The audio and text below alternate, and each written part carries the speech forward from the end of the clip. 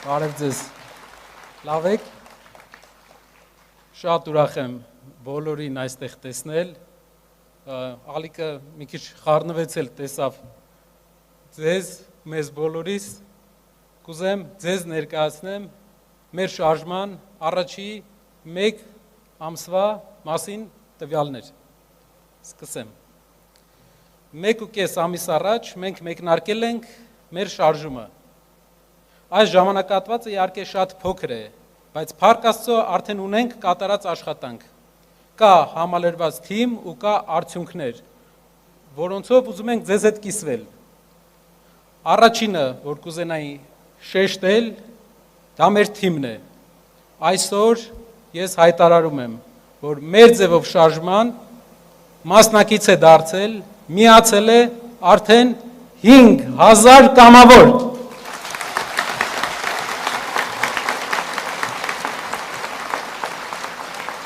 Ամեն օր հարյուրավոր մարդիկ զանգահարում են, համացանցային կապ են հաստատում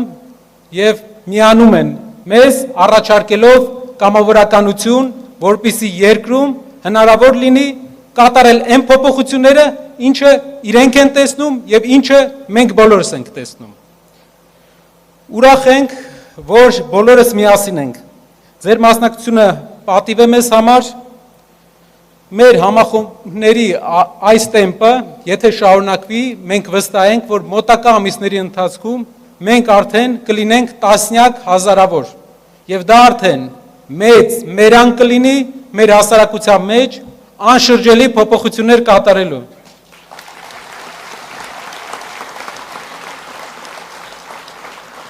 Թիմը երիտասարդ է, այդ պատճառով երբեմն մեզ հարցնում են Ինչն է պատճառը, որ մարդիկ միանում են մեր ձեւ շարժմանը։ Ես կարող եմ ասել, որ պատճառը Սամվել Կարապետյանն է։ Նրա անունը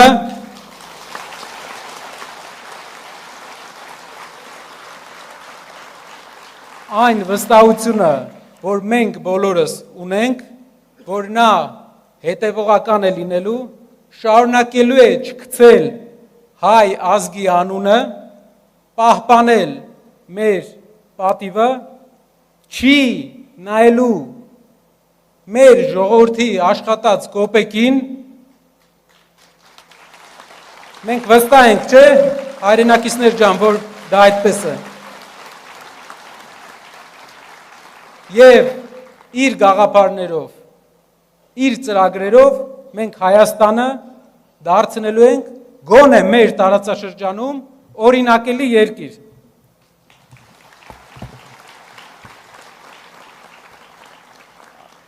Մեզ նաև շատ են քննադատում, ասում են ուր գնում եք,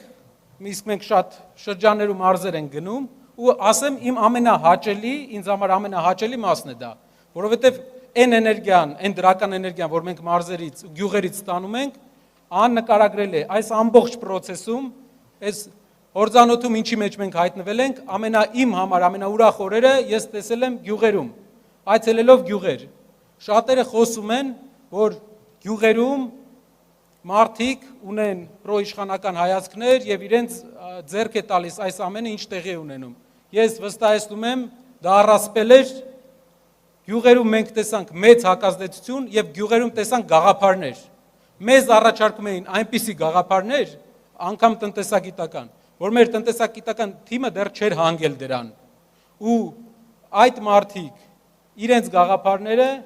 շարք են դառնալու մեր գաղափարներին, և մենք դրանցից լավագույնները ներդնելու ենք մեր ծրագրերի մեջ։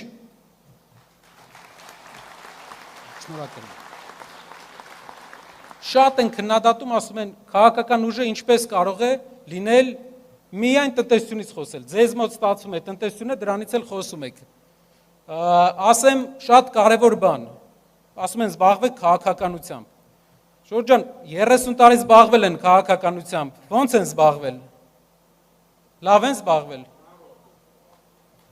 Մենք պետք է զբաղվենք տնտեսությամբ։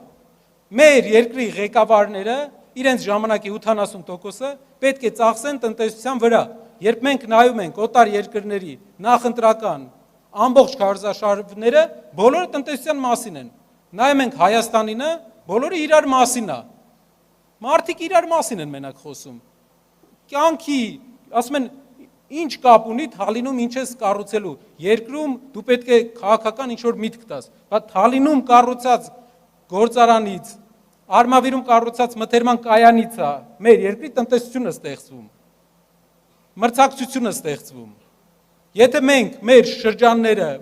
չկարողանանք տնտեսապես կայացնենք, Երևանում նստած իրար հետ բանավիճելով չի։ Ու մենք շարունակելու ենք տնտեսության մասին խոսել։ Եթե մենք կարողանում ենք գործազրկության հարցը լուծել երկրում, մենք կարողանալու ենք նաև դրանով լուծել կրթության հարցը, որտեղ մարդիկ հնարավորություն են ունենալու ստանալ բարձր աշխատավարձներ, դասախոսները, ուսուցիչները, քանի որ պետության բյուջե ավել գումար է գնալու։ Պետությունը հնարավորություն է ունենալու վճարի, ստեղծի նեղ մասնագիտացված դպրոցներ, կրթահամալիրներ, որ մենք 21-րդ դարում մրցակցային լինենք, որովհետև բոլոր տեղերը նեղ մասնագիտական դպրոցներ են, համալսարաններ են, Հայաստանը դեռ այն հին իներցիայով մենք շարունակում ենք, չենք կարող բյուջե ավելացնենք։ Տնտեսություն է պետք, որ բյուջե ավելացնենք։ Տնտեսություն է պետք, որ բյուջե ավելացնենք առողջապահության մեջ։ Մարդիկ վախենում են գնան հիվանդանոց։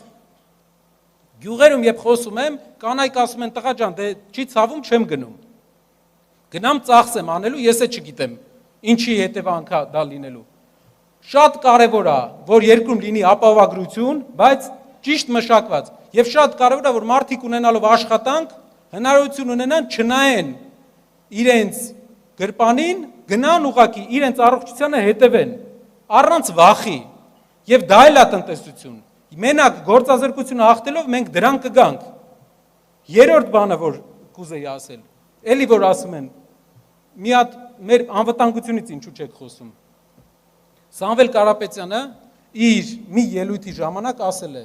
մեր 44 օրյա պատերազմի անհաջողությունը մի բանից էր։ Մի շարք բաներից էր, որից ամենակարևորներից մեկը մի բան է։ Դա հարուստի ու աղքատի պատերազմ էր։ Հայ ժողովուրդը 2 օրվա ընթացքում ռազմաճակատ է ուղարկել 5000 կամավոր։ Ոչ մեկ իրավունք չունի ասել, որ հայ ժողովուրդը փախել է պատերազմից։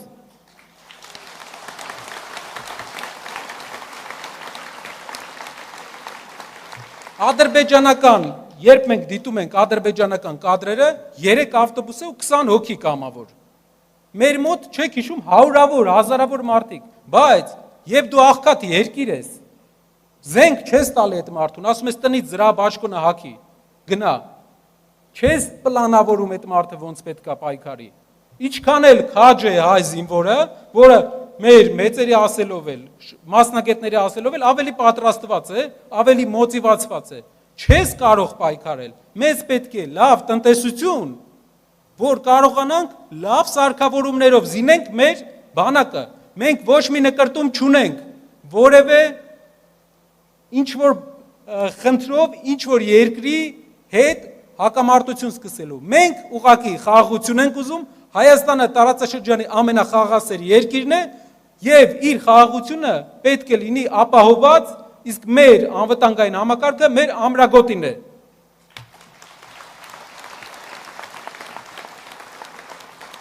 Երբ մենք լինենք հարուստ երկիր, երբ մենք լինենք իհարկե ավելի գերազանցելի էլ կլինի, ավելի գերազանցելի, բայց տարածաշրջանում ամենահարուստ երկրներից մեկը, մեզ տարածաշրջանում ոչ մեկ չի համարձակվի նայել այս աչքով։ Մեր դաշնակիցներն էլ ուրիշ աչքով կնայեն։ Կտեսնեն, որ տնտեսական ուժ կա այս երկրի հետևը։ Դրա համար արգելի քաղաքացիներ ու հայրենակիցներ, քաղաքացիները ասում, արդեն քաղաքական գործիչների խոսելա ոչ ամոթս, իմ հայրենակիցներ ու իմ ամենօրյա հարազատներ։ Մեր հիմնական քայլը յուրաքանչյուր քաղաքական ուժի, որը պետք է հարց լուծի Հայաստանում, ինքը միայն պետք է խոսա տնտեսությունից, լուծի տնտեսական հարցերը ու լուծի Հայաստանի հարցերի մեծ մասը։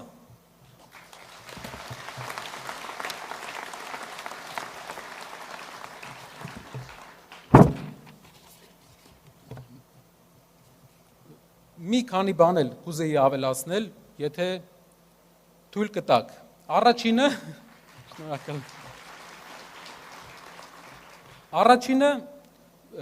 մենք երբեմն խոսում ենք, ներկայացնում ենք մեր պատմության տարբեր դրվագներ վերջի 100 տարվա։ Ու ես մի բան եմ նկատել, ամեն անգամ, երբ մի դրվագի մասին եմ խոսում, մեր իշխող ուժը թերահավատորեն է մոտենում, ասում է դրվագից խի ես խոսում։ Դա պետք է մոռանանք մենք, այն պետք է մոռանանք։ Պատմեմ ինչը։ Առաջինը, երբ 20-րդ դարը սկսվեց, գիտեք, տխուր դեպքերով, հայկական ջարդերով Օսմանյան կայսրությունում։ Երբ մենք խոսում ենք ջարդերից, ցեղասպանությունից, ասում են Թուրքիայի հետ հարաբերությունները կվատանա։ Չնայած որ Թուրքիայի հետ սահմանի հետ կապված երբեք Թուրքիայի պահանջը չի եղել ցեղասպանության հարցը օրակարգից հանել։ Թուրքիայի միակ պահանջը եղել է Քարվաճարի ազատագրման հարցը, դուք գիտեք այդ։ Բայց ասում են մի խոսա թուրքերի հետ կվատանանք։ Եվ դրանից հետո 20 թվից հետո եկել է երկրի խորհրդայնացումը։ Մի անգամ ես խոսքի մեջ ասեցի, որ խորհրդային միության ժամանակ մեր պապերը տարիքով շատ մարդիկ ովքեր այստեղ են 1000 հատ գործան են սարքել 10 տարում։ Դրանից հետո մարդիկ ասեցին դու քարոզ ես անում խորհրդային միության։ Հարգելիներս, խորհրդային միությունը գնացել է ու խորհրդային միության քանդման, կազմաքանդման հիմնական կատալիզատորը եղել է Արցախյան շարժումը։ Եվ չի վերադառնա խորհրդային միությունը։ 21-րդ դարը դինամիկ ազգային պետությունների դար է, որը մենք պետք է լինենք։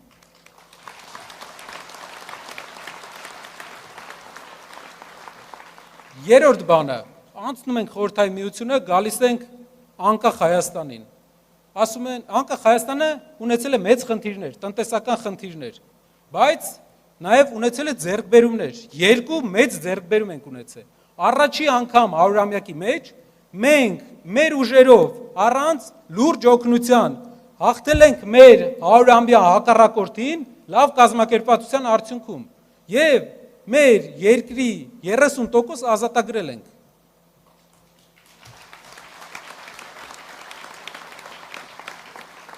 Երկրորդ բանը, որ ձեռք ենք բերել, սովետական միությունը միշտ սահմանափակում էր մեր ազգային ինքնագիտակցությունը։ Մենք ձեռք ենք բերել դպրոցներում, կրթության մեջ, ազգային ինքնագիտակցության ավելի բարձր աստիճան։ Մենք հիմա ու մենք 10 տարի առաջ լրիվ ուրիշ ենք։ Ես կարծում եմ, որ ինքնագիտակցությունը մեր մոտ աճում է։ Ու այսօր երկուսն էլ վտանգի տակ են։ Այսինքն մեկը Արցախյան մեր հաղթանակը մենք արդեն կորցրել ենք։ Իսկ ազգային ինքնագիտակցությունը վտանգի տակ է, որովհետև այսօր բոլոր տեղերից ենթարկվում է пассив հարցակումների, որ օֆիցիալ չեն ասում, բայց մենք տեսնում ենք, որ մեր տարբեր կետերից վերանում են մեր ազգային սիմվոլները։ Ու դա բերելու է, մենք գիտենք ոնց են իրենք սկսում։ Մեկից չեն ասում, որ մեծ բողոք չառաջացնեն, բայց քիչ-քիչ դրան են բերում։ Երկրորդն էլ մեր 30 տարվա մեջ մենք ունենք այդ հաղթանակը եւ մենք պետք է պահենք այդ հաղթանակը։ Մենք ունեցել ենք նաեւ այս վերջի 30 տարվա մեջ մի հատ կարևոր դաս։ 44-օրյա պատերազմի մասին ես պետք է խոսեմ։ 44-օրյա պատերազմը մեր հաղթանակից հետո մի կարևոր դաս է, որ մենք պետք է սերտենք, որ հետագայում այդ նույն խնդրին չանդրադառնանք։ Դա հայերի կողմից մի հատ հատկություն ունենք մենք, որը մեր վատ հատկություններից է։ Գրական բառը չեմ գտել, դրա համար խոսակցական եմ ասում։ Արխային ենք ընկնում։ Հաղթում ենք քաջաբար, դժվար, Ստեփանակերտի բունկերներում, բանում, պատվալներում տարիներով պաշտպանվում ենք, կռվում ենք, հաղթում ենք ու արխային ենք ընկնում։ Արխային ենք ընկնում, դրա 30 տարվա արխային ընկնելու արդյունքում մեր հակառակորդը ավելի երկարաժամկետ թշնամություն ունենալով, լինելով ավելի հեռանկարային, նայելով ավելի հեռանկարային իր ուժը ուժեղացնում էր, իսկ մենք հանգստացել էինք։ Մեր յուրաքանչյուր քաղաքական ուժ, որը հավակնում է լինել երկրի ղեկավար, հարց լուծել երկրում, պետք է մի բան անի։ Իշխանությունը վերցնելուց հետո այդ փառքի մեջ արխային չընկնի։ Պետք է արխային չընկնի։ Պետք է ամեն օր մի ոտ ավելի արագ լինեն, քան հարևանները։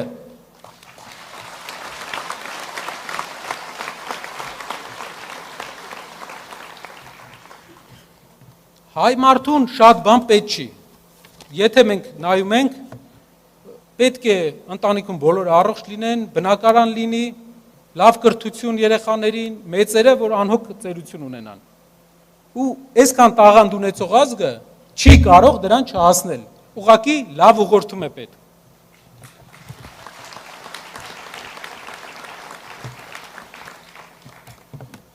Այսօր մեր ձևով շարժման առաջնորդ Սամվել Կարապետյանը շարունակում է գտնվել ապօրինի կալանքի տակ։ Ինչպես հայտնի է, մեկ պատճառով փոքրիկ խմբակին դուր չի եկել, որ նա պաշտպանել է իր եկեղեցուն եւ նա պաշտպանել է հայ առաքելական Սուրբ եկեղեցուն, որպես իմ ասած ազգային ինքնագիտակցության խրամատներից մեկը։ Բայց մի բան կարող եմ ասել իր խոսքերից։ Նա ասել է, հայտարարել է, որ անգամ բանտախցում նա ավելի ազատ է, քան ժողովրդից մեկուսացրած փոքրիկ խմբակը։